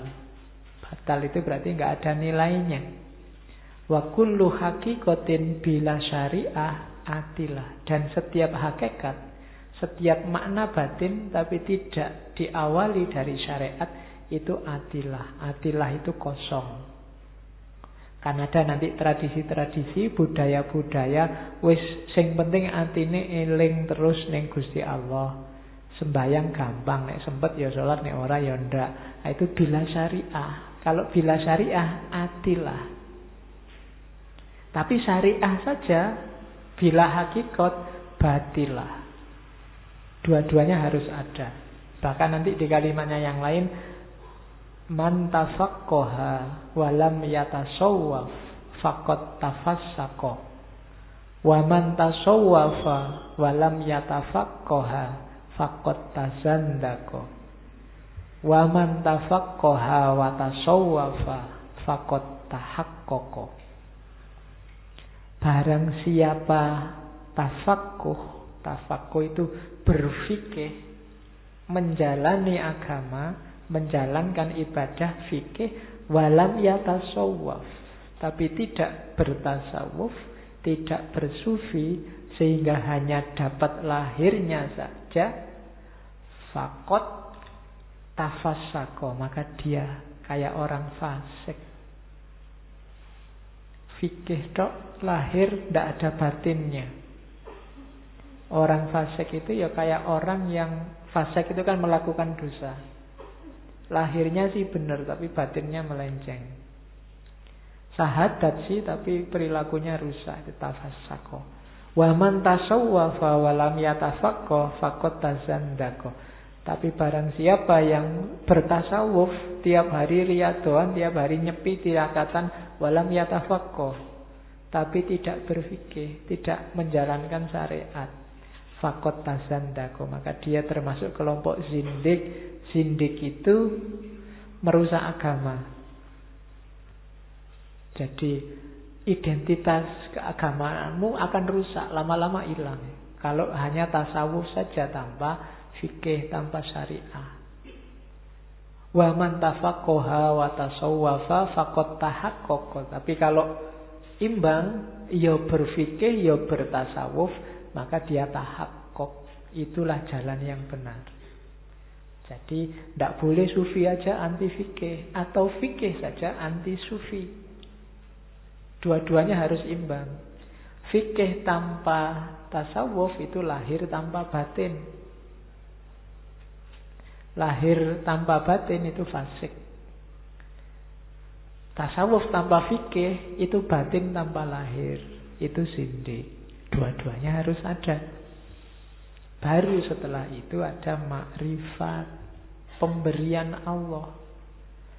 Diberi oleh Allah anugerah namanya makrifat.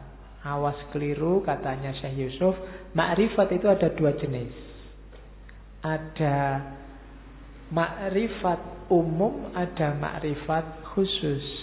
Nah, yang tasawuf ini yang makrifat khusus itu. Makrifat itu apa? Yang khusus ini masuk ke makom musyahadah. Kalau yang umum itu masuk ke makom iman, mengakui. Kita kan nggak ngerti sendiri, tidak mengalami langsung, tapi percaya saja pada Allah dan Islam. Tapi orang yang makrifat khusus tidak cuma percaya. Kalau percaya itu kan tidak ngerti, tidak paham, ya terus percaya. Tapi kalau makrifat yang dikasih oleh Allah untuk para sufi itu menyaksikan. Makanya namanya musyahadah. Oleh Allah dikasih ilmu, kalau katanya Ghazali laduni, sehingga dia bisa paham rahasia ketuhanan, rahasia alam semesta. Jadi menyaksikan sendiri. Tidak sekedar mengakui dan meyakini. Jadi makrifat itu kamu punya pacar dan kamu yakin bahwa pacarmu ini tidak mungkin nyeleweng. Nah, itu mengakui. Meskipun kamu nggak ngerti aslinya. Tapi kalau kamu sudah pacaran 5 tahun dan nggak nyeleweng-nyeleweng, itu sudah musyahadah. Kamu ngerti sendiri, ngalami sendiri. Awalnya hanya percaya. Wis percaya aku. Kamu segalanya bagiku, iya aku percaya. Awal tapi. Nah, nanti setelah pacaran 2-3 tahun, ternyata kok setia ini, tidak nyeleweng-nyeleweng. Nah, itu musyahadah namanya. Menyaksikan sendiri, ngalami langsung. Tapi kok terus nyeleweng, terus kamu putus, nah itu namanya murtad. Ya. Atau selingkuh, nah itu namanya syirik. Jadi kamu menyekutukan dia dengan yang lain. Nah, oke. Terus itu makrifat. Nah, jalannya apa? Sama kayak tadi, untuk mencapai makrifat diawali dari tauhid la ilaha illallah. Dasarnya laisa kamitslihi syai'un, surat Al-Ikhlas. Dijalani lahirnya, orientasi ke akhirat, terus cinta pada Allah. Syariat, tarekat, hakikat, makrifat. Makrifat ini nanti levelnya sudah level cinta. Tidak lagi tahu dan tidak tahu, percaya atau tidak percaya. Kalau yang awam kayak kita, itu levelnya masih percaya tidak percaya, iman atau tidak beriman. Itu nanti penjelasannya dalam tahsilul inayah. Nah, ini zikirnya. Selain tadi syariat yang lahir, yang sunnah-sunnah, yang dalam dunia sufi sangat disarankan, itu zikir. Itu dalam Barokat Sailaniyah dijelaskan ada 3 jenis zikir yang bisa kita jalankan. Dan ini di hampir semua sufi teori ini ada. Termasuk kemarin yang terakhir kan di Syekh Muhammad Arsyad, yaitu zikir nafi isbat dan zikir mujarrad wal jalalah, serta zikir isyarah wal anfas. Zikir nafi isbat itu zikirnya awam, alatnya lisan, la ilaha illallah.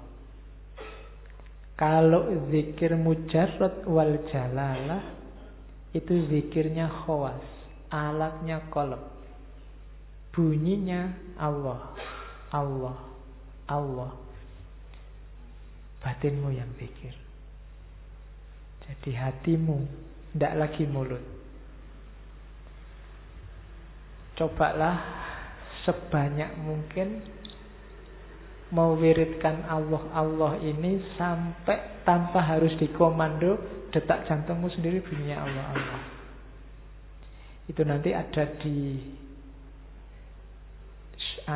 Kiai Musta'in Romli yang dari Rejoso itu, saya lupa, pernah nulis risalah kecil tentang istighosah itu. Khasiatnya kalau kita sudah nyampe level itu, apapun yang kita inginkan bisa terwujud, termasuk yang tidak terjangkau oleh akal. Jadi wirid yang bunyinya Allah, Allah sampai mendarah daging, sehingga detak jantungmu juga bunyinya Allah, Allah. Ya mungkin siapa yang terancam oleh penyakit jantung, kolesterol, stroke, kalau detaknya Allah, Allah kan mungkin Gusti Allah ya sakno mosok itu bunyinya Allah, Allah dibikin stroke kan tidak enak. Ya. Jadi wiridkan itu tanpa bosan. Jadi kalau la ilaha illallah itu biasanya lewat pernafasan. Jadi biasanya membuang nafas, ucapkanlah la ilaha sambil diitikoti, membuang semua yang selain Allah, yang jelek-jelek, apapun yang duniawi, keluarkan semua, hembuskan nafas keluar, la ilaha, terus tariklah pakai illallah. Satu-satunya yang kamu masukkan dalam dirimu hanya Allah. Jadi la ilaha illallah, la ilaha illallah, terus keluar masuknya nafas itu. Jadi sambil diitikoti keluarnya yang bukan Allah dan masuknya hanya Allah, terus begitu. Kalau sudah lanyah di situ, baru nanti karena tadi masuknya hanya Allah, yang di dalam bunyinya sudah Allah, Allah terus. Dan nanti ada terakhir zikrul isyarah wal anfas. Kalimat Allah sudah tidak penting lagi, karena sudah sangat dekat sama Allah, sudah tidak ada lagi lafaz yang bisa mewakili dirinya, karena laisa kamitslihi syai'un. Semua sudah hilang, yang tampak dan ada hanya Allah, maka tinggal Dia. Makanya ada zikir hu terus. Hu itu jangan diartikan terus kamu tafsirkan hu itu dia, dia itu mudzakkar, tidak penting itunya. Pada saatnya kata-kata hu itu juga harus hilang, karena sudah nggak ada lagi yang bisa dikatakan. Jadi sudah melampaui kata-kata. Pengalaman yang sangat dalam itu yang dirasakan oleh para sufi. Tapi tidak bisa instan. Dalam arti kamu ujuk-ujuk, saya langsung hu, Pak. Ya nanti nggak mungkin begitu, karena itu urusannya kedalaman. Nanti hasilnya cuma hu gitu kamu. Oke, jadi itu levelnya sudah beda. Oke, nah nanti ini penjelasannya bisa panjang, cuma sebagai pancingan aja. Menurut Syekh Yusuf, zikir ya, tapi mikir juga iya. Jadi apa sih yang dilakukan para sufi itu? Anna ahlallahi al-muhaqqiqin. Jadi di antara para ahli hakikatnya Allah, ya para sufi itu, yakunu min lawazimihim kasratul azkar. Iya, Di antara kebiasaan mereka adalah banyak berzikir. Wa tafakkur fil aghyar, dan memikirkan, berpikir tentang alam semesta. Aghyar itu kan alam semesta yang selalu berubah. Tula auqatihim wa sa'atihim, sepanjang waktu dan sepanjang masa. Jadi ahlul muhakkikin, ahli hakikat itu ya zikir ya mikir. Makanya ada gurunya Imam Syafi'i itu yang bilang bahwa belajar satu bab itu lebih utama daripada sholat 1000 rakaat. Nah, hari ini kita belajar satu bab tentang Syekh Yusuf Makassari. Nah, itu semoga juga dikasih pahala oleh Allah sholat 1000 rakaat. Lebih disukai oleh, saya lupa gurunya Imam Syafi'i, Syekh Suyan bin siapa begitu. Tapi dua-duanya harus dilakukan. Ya azkar, ya tafakkur, ya zikir, ya mikir. Jadi umat Islam itu tidak boleh mandek di zikir, tapi juga ya jangan cuma mikir, males zikir. Dua-duanya. Baru terus kalau semuanya sudah dijalankan tadi, sejak awal mulai tauhid sampai yang terakhir tadi, masuklah kita ke ranah namanya insan kamil. Kan? Ya sama, insan kamil itu rangkumannya yang semua tadi. Idzil abdu la yakunu kamilan illa idza kana lahu zahirun wa batinun. Seorang hamba itu tidak mungkin jadi insan yang kamil, sempurna, kecuali ibadah lahirnya ada, batinnya juga beres. Zahirun wa batinun. Li'anna zahira idza lam yakun lahu batinun kana batilan. Wa kadzal batinu idza lam yakun lahu zahirun atilan. Ini sama kayak tadi. Syariat tambah hakikat itu batil, hakikat tanpa syariat itu atil. Ini diambil dari kitabnya Qurratu Ain. Zuhurus syariah bil haqiqah wa butunul haqiqah bis syariah. Jadi lahirnya syariat itu diiringi oleh hakikat, dan batinnya hakikat itu disertai oleh syariat. Cara ini yang oleh Syekh Yusuf disebut At-Tariqul Muhammadi, atau dia juga pakai istilah As-Siratul Ahmadi, jalan Muhammad, jalan Ahmad. Ya maksudnya ini sumbernya Kanjeng Nabi. Nabi Muhammad itu ya tidak cuma ngurusi batin, tapi juga lahir. Dua-duanya imbang. Batinun wa dzahirun. Kalau orang bisa mengkombinasikan dua ini, dia akan menjelma jadi insan kamil. Kalau ini konotasinya tentang hubungan Allah dan semesta. Ini agak kritik pada yang wahdatul wujud. Katanya Syekh Yusuf, hubungannya manusia sama Allah itu kayak alam semesta juga sama Allah, kayak manusia dan rohnya. Alam semesta itu fisiknya, Allah itu rohnya. Roh dan fisik itu tidak sama, tidak bisa disamakan. Cuma fisik ini bisa hidup ketika ada roh. Fisik itu tidak ada nilainya kalau rohnya pergi. Seperti itulah hubungannya alam semesta dengan Allah. Kita disebut manusia selama rohnya ada. Rohnya pergi ya bukan manusia lagi. Jadi hubungan Allah dan manusia bukan kok terus dua-duanya nyampur hilang, enggak. Kita ini kayak fisik, bisa hilang, bisa hancur. Yang bikin kita manusia sekarang bukan fisik ini, tapi roh yang di belakang kita. Nah, alam semesta sama Allah hubungannya semacam itu. Jadi tidak nyampur lebur jadi satu, hakikat yang sama, enggak. Makanya katanya Syekh Yusuf, tasawuf itu ndak harus sampai bilang akulah kebenaran mutlak atau akulah Allah. Kita boleh naik sampai jejer sama Allah, tapi kita tetap sebagai hamba. Di kitabnya ada kalimat bagus, al-abdu abdun wa intarokko warrobbu robbun wa intanazza.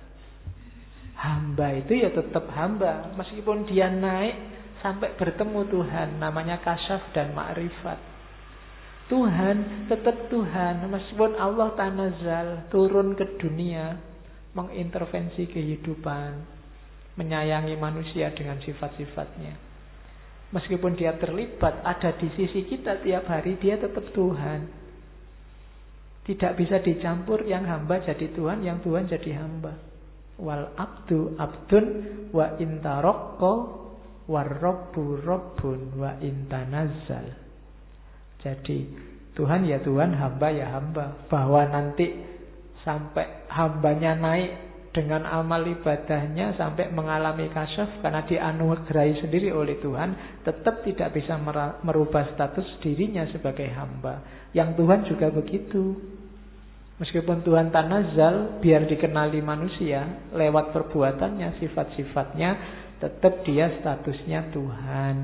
Jadi jangan sampai ngomong aku Tuhan, aku kebenaran mutlak. Argumen lainnya apa? Nabi Muhammad, Kanjeng Nabi itu orang yang levelnya paling tinggi di hadapan Allah. Akhlaknya juga akhlaknya Allah, tapi Nabi tidak pernah ngomong akulah Allah, akulah kebenaran mutlak. Di sisi lain, kalau memang orang berakhlak dengan akhlaknya Allah, dia tidak boleh merasa besar, tidak boleh merasa sombong, tidak boleh ada merasa besar sedikit pun. Sehingga kalimat-kalimat yang mengindikasikan aku, bahwa aku yang besar, bahwa akulah Allah, itu konotasinya ada merasa besar di situ. Maka bahwa mungkin memang logikanya alam ini wujudiyah, tapi orang tidak boleh sampai ngomong akulah Allah, akulah kebenaran. Kayak Al-Halaj, anak Al-Haq. Nah itu kritiknya Syekh Yusuf Makassari. Ya karena beliau di antara mursyidnya kan Syekh Nuruddin Ar-Raniri. Cuma menurut Syekh Yusuf ya yang kayak gini ini lebih bisa diterima oleh masyarakat, khususnya yang awam. Jadi al-abdu abdun wa intarokko warrobbu robbun wa intanazza. Tuhan ya Tuhan, hamba yang hamba. Biar jelas garis demarkasinya. Oke, alhamdulillah kita nyampe sesi terakhir Sufi Nusantara. Minggu depan, bulan depan, saya bilang tadi kita masuk sesi baru. Kita akan ngomong temanya cinta.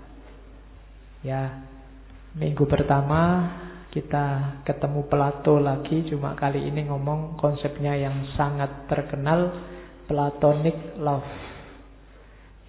Yang agak idealis, terus kita ngomong yang agak pragmatis.